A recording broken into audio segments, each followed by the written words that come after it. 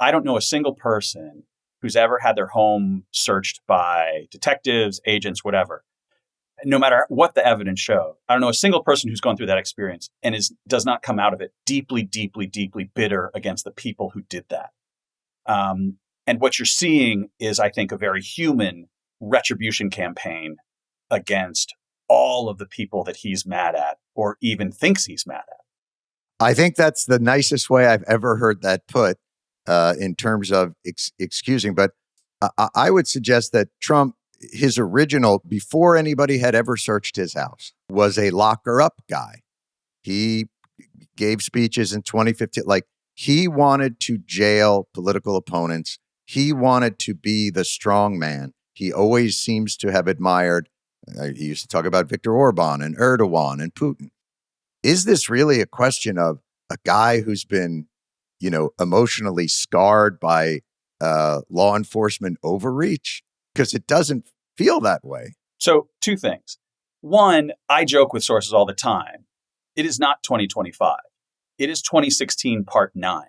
We are still trapped on the, hamster wheel of 2016 politics. And I don't know when we're getting off it. So that's one. I take the point, but I will say most of the people I cover and talk to, and I'd be very curious what Mike thinks of this. Most of the people I talk to and cover say that this administration is profoundly different in how it approaches and manages the Justice Department than the first Trump administration. Right. What is going on now is deeply, deeply different and more damaging than what happened in the first one. And that's not to say the first one was all like sunshine and flowers, but this is different. And this is much more alarming to a lot of the career agents and prosecutors who've been through both. Michael, you were there for both of those. What's your thought?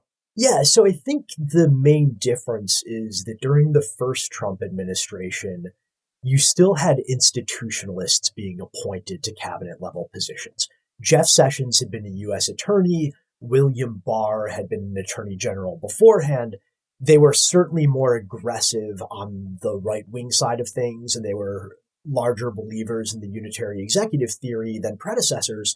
But they still had a respect for the norms, largely of the Justice Department. And say what you will about the Federalist Society, when Leonard Leo was picking nominees for positions, you knew they'd at least been through certain schools, held certain jobs, gone through, they trod a certain path that made them familiar with the organs of U.S. government, and they had a knowledge of the history of those particular buildings and cabinet departments.